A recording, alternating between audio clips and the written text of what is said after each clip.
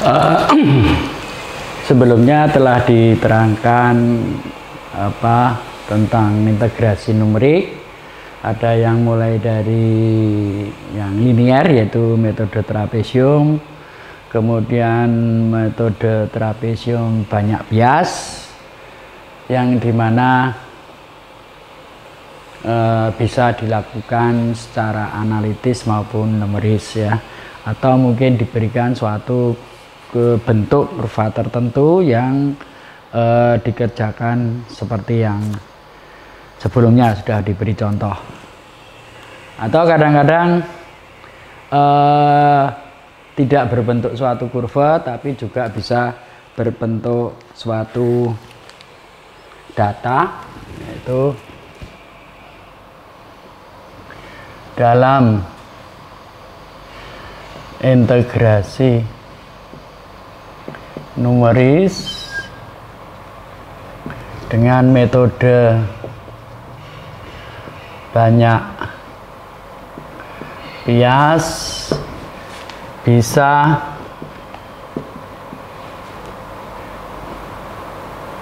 berbentuk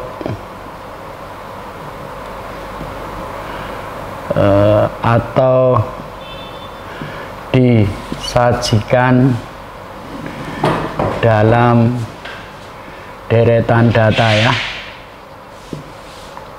Contohnya adalah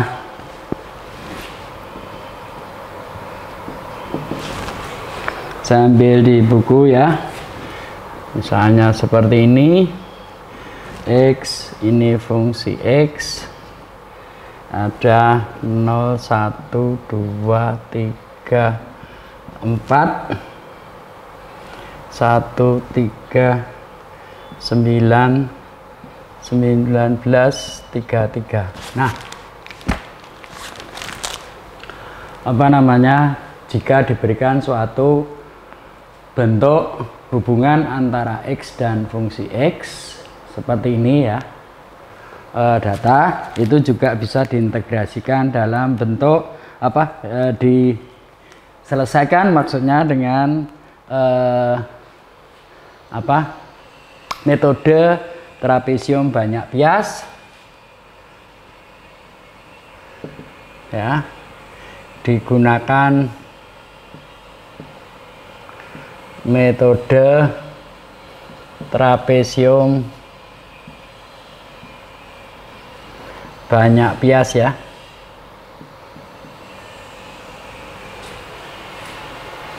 Itu seperti ini persamaannya sebelumnya, yaitu delta X per 2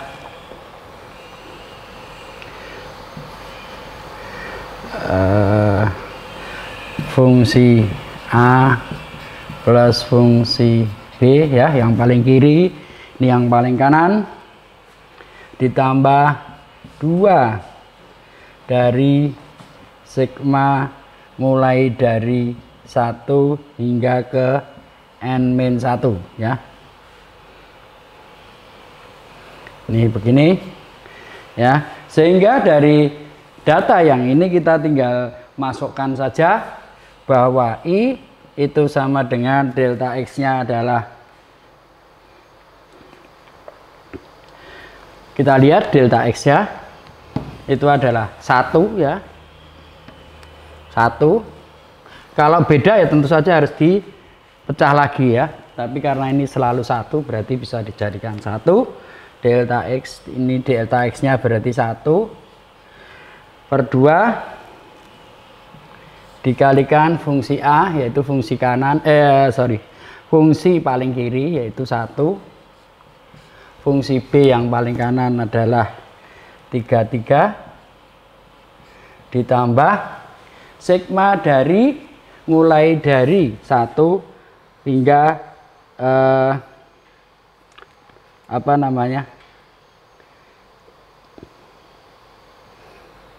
sampai ke yang paling kiri. Jadi kanannya sebelah kanan 1, sebelah kiri 1. Jadi 2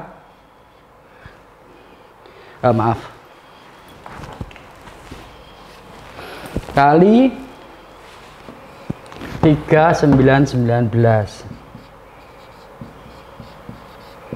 ya, berarti sama dengan 48 ya, itu bisa juga ditambahi dengan koreksi ujung ya. Nah ini jadi kalau disajikan dalam bentuk tabel-tabel begini malah jauh lebih mudah ya. Kemudian kita ke metode berikutnya, yaitu metode Simpson ya. Apa metode Simpson? Itu sebenarnya hampir sama dengan yang sebelumnya. Kalau metode sebelumnya itu kita menggunakan garis hubung lurus atau linier ya, atau garis lurus. Kalau metode Simpson itu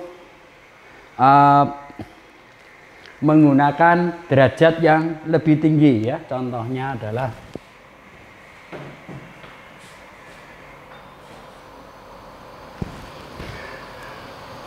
dengan menggunakan derajat atau orde ya yang lebih tinggi ya, bisa 2, bisa 3, bisa 4 dan seterusnya ya. Jadi kalau misalnya ini contohnya salah satu untuk gambaran, yaitu kalau ini ada suatu kurva ya, mulai dari intervalnya A hingga B, maka ini kita menggunakan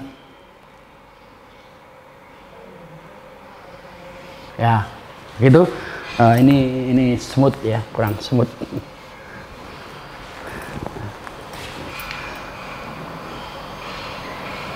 Nah begitu. Jadi kita kalau metode sebelumnya menggunakan trapesium, ini dengan ini langsung dihubungkan dengan garis lurus. Tapi kalau dengan metode Simpson kita menggunakan bentuk-bentuk polinomial ya. Itu. Ada beberapa metode Simpson, yaitu metode sepertiga dan metode sepertiga, yang satunya metode 3/8 ya. Karena apa yang mengapa kalau ada metode sepertiga, itu karena nanti kita lihat, bisa kita lihat aturan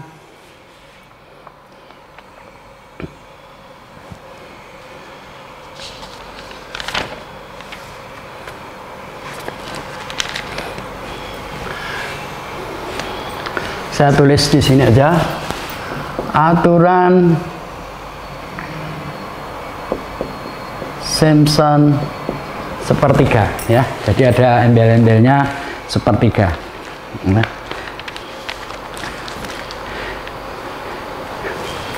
kita lihat di sini ada seperti tadi, yaitu suatu fungsi X ya, kemudian dibatasi oleh ini fungsi X ya, dibatasi suatu kurva dari A hingga B. Kemudian di sini ada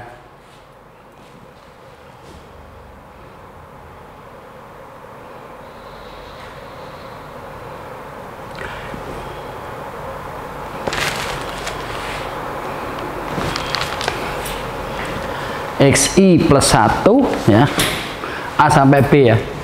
Kemudian di sini ada XI plus 1, berarti kanannya ya, bukan ditambah 1. Kemudian di sini ada XI, kemudian di sini ada XI min 1 ya. Jadi yang sebelah kirinya adalah min 1, sebelah kanannya adalah plus 1 ya, itu. Nah,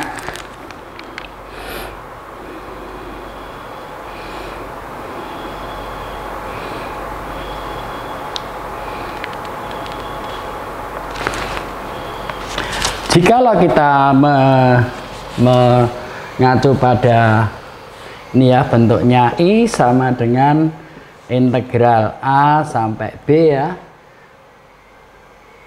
atau sampai X di sini, terserah, sampai X ya. Kemudian dari fungsi X dx ya, jadi jikalau diturunkan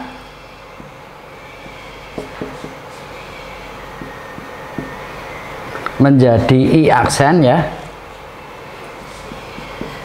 ini juga dalam bentuk X, itu adalah D dari IX tadi ke DX itu sama dengan fungsi X ya, begitu ya. Jadi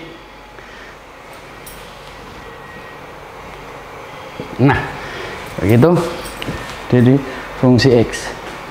Nah, kita lihat di dalam bentuk deret Taylor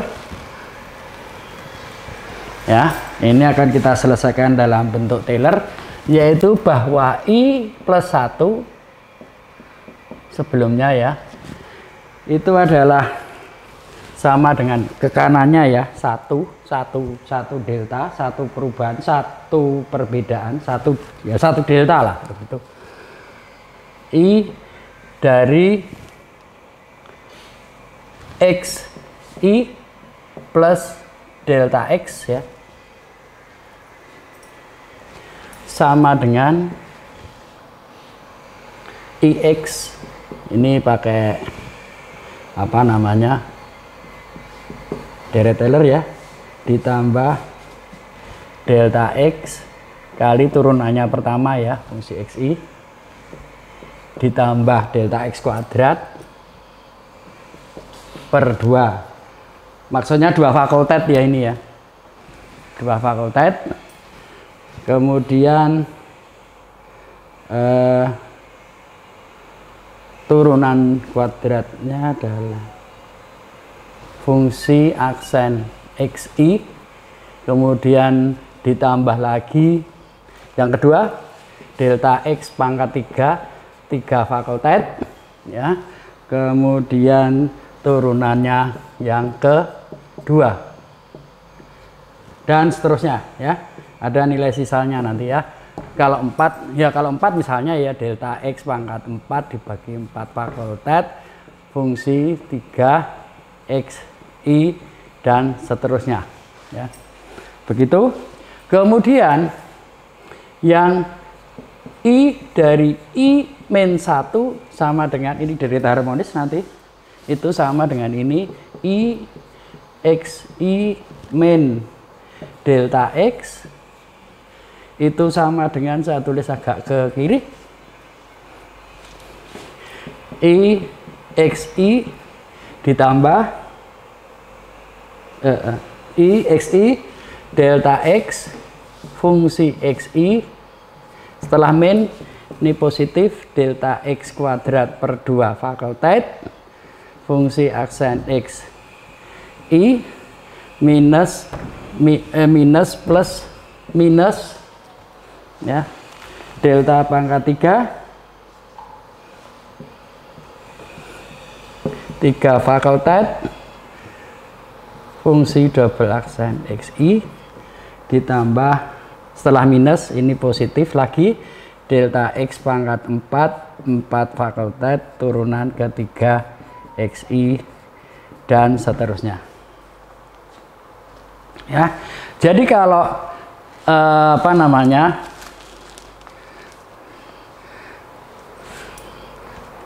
ini yang kita cari ini ya, mulai dari XI min 1 sampai XI plus 1 itu sama dengan, kita lihat ya, yang kita lihat ini Yang kita cari adalah xi min 1 sampai xi plus 1 itu sama dengan ini dikurangi ini ya. Jadi yang ini itu ini ya.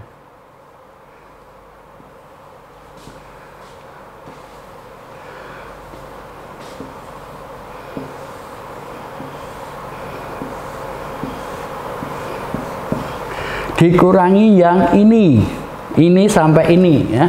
Jadi nah begitu. Nah, sehingga A-nya itu adalah xi di xi min 1 sampai xi plus 1 ya. Itu satu delta. Sehingga kalau kita A-nya adalah sama dengan I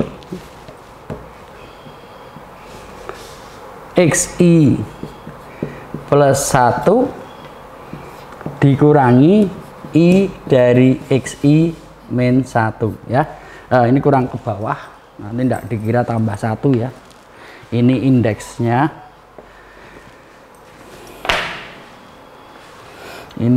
ya plus 1 ya. Akhirnya kalau kita lihat di sini ya, ini dikurangi ini sama dengan ini dikurangi ini ya. Kita lihat ini dikurangi ini sama dengan ini, jadi habis ya. Kemudian perhatikan ya, ini dikurangi ini habis, ini dikurangi ini minus ya. Ini minus, jadi ini dikurangi ini malah tambah, jadi nanti ada 2 ya. Saya tulis ini dikurangi ini habis, ini dikurangi ini menjadi 2 delta x fungsi xi. Kemudian perhatikan yang ini. Tadi sudah